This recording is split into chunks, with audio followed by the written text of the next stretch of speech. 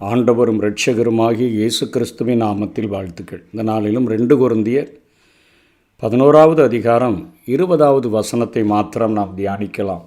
சிறையாக்கும் ஹீரோக்கள் என்கிற தலைப்பின் கீழாக இந்த செய்தியை நாம் கற்றுக்கொள்ள முடியும். ஒருவன் உங்களை சிறையாக்கினாலும், ஒருவன் உங்களை பட்சித்தாலும், ஒருவன் உங்களை கைவசப்படுத்தினாலும், ஒருவன் தன்னை உயர்த்தினாலும், ஒருவன் உங்களை முகத்தில் அறைந்தாலும் சகித்திருக்கிறீர்களே என்று சொல்லி பவுல் அப்போஸ்தலன் கொரிந்து சபைக்கு எழுதுகிறார்.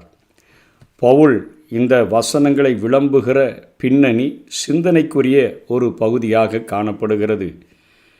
பரிசுத்தமான சுவிசேஷத்தை பிரசங்கித்த பரிசுத்த பவுலை ஏமாற்றுகிறவர் என கூறி அன்றைக்கு ஏமாற்றுக்காரர்கள் அநேகர் பணம் சம்பாதிக்க ஆரம்பித்து விட்டார்கள்.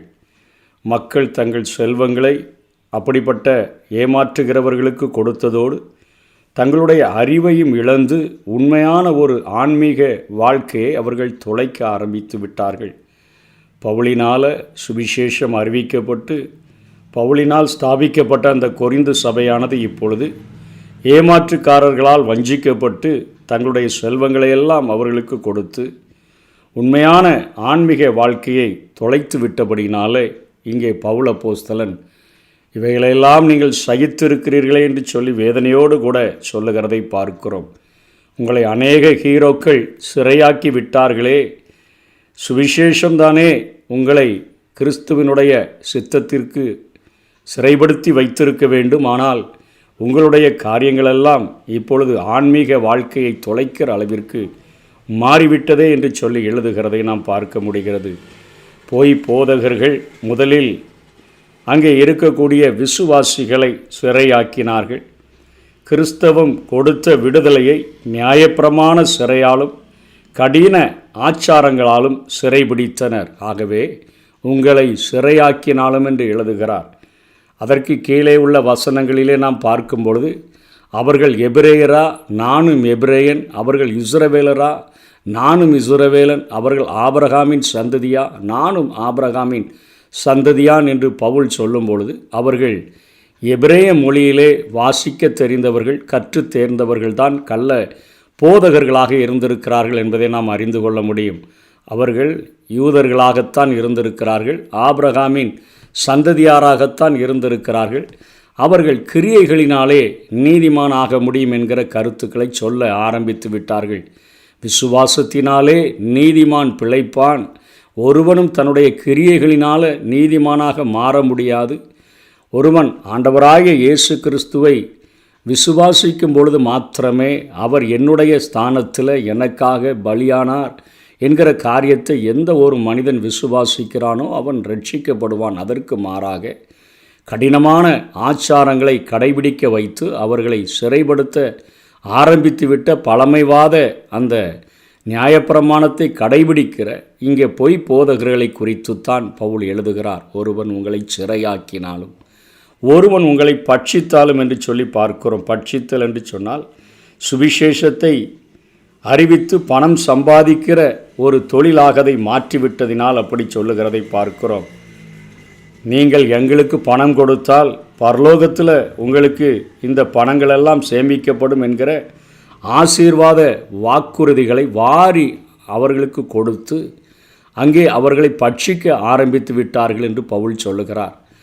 கொரிந்துவில் சபையையே ஸ்தாபித்து அவர்களுக்குத்தான் அப்போஸ்தலர்களாக இருந்த பவுல் அப்போஸ்தலன் உங்கள் கைகளில் நான் குறைவுபட்ட போதிலும் ஒன்றையும் வாங்கவில்லை, மற்ற சபைகள் ஏழ்மை நிலையில் இருந்த சபைகள் என்னை வேண்டிக் கொண்டது நிமித்தம் அவர்களிடத்தில் வாங்கினதையே நான் கொள்ளையிட்டதாகத்தான் நினைக்கிறேன் என்று சொல்லித்தான் அவர் இந்த கொரிந்து சபைக்கு எழுதினதை நாம் கற்றுக்கொண்டோம். ஆகவே உங்களை பட்சித்தாலும் பணத்திற்காக ஏமாற்றுகிறவர்கள் உங்களுக்கு அநேக வாக்குறுதிகளை கொடுத்து இப்படி கொடுத்தால் தேவன் உங்களுக்கு பரலோகத்தில் இப்படிப்பட்ட ஆசீர்வாதங்களை தருவார் என்று சொல்லி ஏமாற்று வாக்குத்தத்தங்களை கொடுத்து உங்களை பட்சித்து வைத்திருக்கிறார்கள் என்று பேசுகிறார். ஒருவன் உங்களை கைவசப்படுத்தினாலும் ஒரு அடிமையைப் போல, தாங்கள் தான் மிகவும் உயர்ந்தவர்கள், நீங்கள் எல்லாரும் ஒன்றுமில்லை என்று சொல்லுகிறது போல, நாங்கள் வரம் படைத்தவர்கள், நாங்கள் ஆண்டவரால் பயங்கரமாக பயன்படுத்தப்படுகிறவர்கள், விசுவாசிகள் சாதாரண ஆட்கள் என்கிற ஒரு எண்ணத்தை உருவாக்கி அவர்களை கைவசப்படுத்தி வைத்திருக்கிற காரியங்கள் ஒருவன் தன்னை உயர்த்தினாலும் எங்களை நாங்கள் கிறிஸ்துவுக்காக அநேக இடங்களுக்கு சென்று பிரயாசப்பட்டு அநேக சபைகளை கண்விழிப்புகளில், உபவாசங்களில், கண்ணீர்களில், அலைச்சல்களில் இப்படி அதிகமாய் பிரயாசப்பட்டு சம்பாதித்து வைத்திருக்கிறோம். ஆனால் அவர்கள் ஒன்றுமே செய்யாமல் தங்களை உயர்த்தி தாங்கள் மிகவும் பெரிய வரம்பற்ற ஊழியர்கள், நீங்கள் விசுவாசிகள், ஒன்றுமே இல்லை, சிறப்பு அதிகாரமும் வரமும் எங்களுக்குத்தான் இருக்கிறது என்று சொல்லி அவர்கள் நடிக்கிறவர்களாக காணப்பட்டபடியினாலே ஒருவன் தன்னை உயர்த்தினாலும் என்று பவுல் எழுதுகிறதை பார்க்கிறோம். அதனைத் தொடர்ந்து ஒருவன் உங்களை முகத்தில் அறைந்தாலும் சகித்திருக்கிறீர்களே என்று சொல்லி பார்க்கிறோம். முகத்தில் அறைதல், அதாவது தங்களுடைய அதிகாரத்தை நிலைநாட்ட முகத்தில் அறைகிற ஒரு கலாச்சாரம் உடையவர்களாக இந்த நாட்களில் இருந்திருக்கிறார்கள்.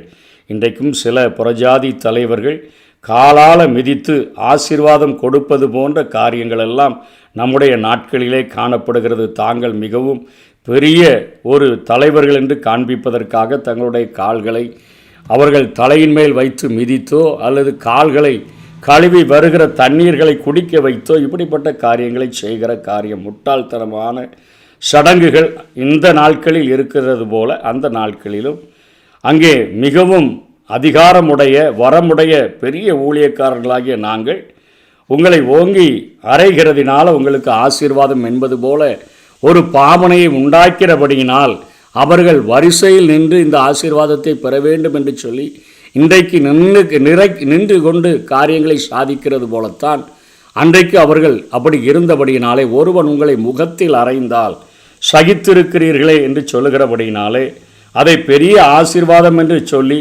கொரிந்தியர் அதனையும் ஏற்றுக்கொண்டபடியினால் பவுல் இத்தனை வேதனையோடு கூட எழுதுகிறார். ஆனால் பவுல் தன்னுடைய செல்வத்தையோ தன்னுடைய அறிவையோ தன்னுடைய மொழி நடையையோ தன்னுடைய கலாச்சாரத்தையோ அவைகள் எல்லாவற்றையும் அவர் விட்டுவிட்டு தன்னை தாழ்த்தி எப்படியாகிலும் ஒரு சிலரை ரட்சிப்பதற்கு நான் எல்லாருக்கும் எல்லாம் ஆனேன். இன்றைக்கு சிறையாக்கும் ஹீரோக்கள் தான் இன்றைக்கு நாம் பார்க்க முடிகிறது. அந்த நாட்களிலும் சிலர் நான் பவுலை சேர்ந்தவன், சிலர் நான் அப்போலோவை சேர்ந்தவன், சிலர் நான் கேபாவை சேர்ந்தவன், சிலர் இந்த 3 பேரும் எனக்கு தேவையில்லை, சக மனிதர்களோடு கூட எந்த அன்பும் தேவையில்லை, நான் கிறிஸ்துவை சேர்ந்தவன் என்று சொல்லுகிறது போல அவர்கள் அப்படிப்பட்ட ஒரு காரியத்தில் அவர்கள் மாறிவிட்டதை இன்றைக்கும் நம்ம பார்க்க முடிகிறது. அநேக இன்றைக்கு ஹீரோக்கள் தான் இன்றைக்கு சபைகளிலே காணப்படுகிறார்கள். அவர்களை பின்பற்றுகிற ரசிகர்கள் தான் இன்றைக்கு அதிகமாக இருக்கிறதை பார்க்க முடிகிறது. சாதாரண ஊழியராக சம்பளம் வாங்காமல் பிரசங்கித்த பவுல் அப்போஸ்தலன் அருமையான சுவிசேஷத்தின் சுதந்திரத்தை கூறினார். வீணான கலாச்சாரங்களில் அவர்களை முட்டாளாக்கவில்லை என்பதை நாம் இந்த வேத பகுதியிலிருந்து கற்றுக்கொள்ள முடியும். ஆனால் ஹீரோ ரசிகர்களால் நிறைந்த சபை சீர்கடத் தொடங்கியது. இன்றைக்கு சபைகளில் கேட்கப்படுகிற புதிய கர்ஜனைகளை பார்க்கிறோம். பரிசுத்த சிரிப்புகள் என்று சொல்லி சிரிக்கப்படுகிறதை பார்க்கிறோம். அநேக ஊதல்கள் பார்க்கிறோம், அநேக உதைத்தல்களை பார்க்கிறோம், அநேக உருமல்களை பார்க்கிறோம், வாந்திகளை பார்க்கிறோம். அதிகார மோகங்கள் நிறைந்து சபையில் காணப்படுகிறதை பார்க்கிறோம். அநேக கோஷ்டி மோதல்கள் நிறைந்திருக்கிறதை பார்க்கிறோம். அநேக பட்டங்கள் கொடுக்கப்படுகிறதை பார்க்கிறோம்.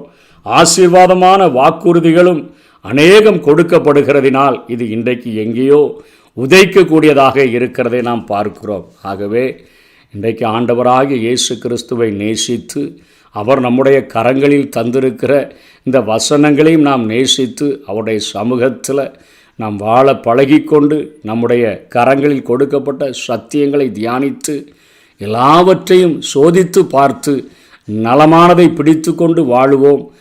ஆன்மீக வாழ்க்கையை தொலைத்து விடாதபடி ஆன்மீக வாழ்விலே மிகவும் ஜாக்கிரதை உள்ளவர்களாக, ஒரு புறாக்களைப் போல கபடற்றவர்களாக, பாம்பை போல வினா உள்ளவர்களாக இருந்து இன்றைக்கு எந்த ஒரு ஹீரோக்களும் நம்மை சிறையாக்கி விடாதபடி ஜாக்கிரதையாக வாழுவோம். கர்த்தர் தாமே நம்மை ஆசீர்வதிப்பாராக.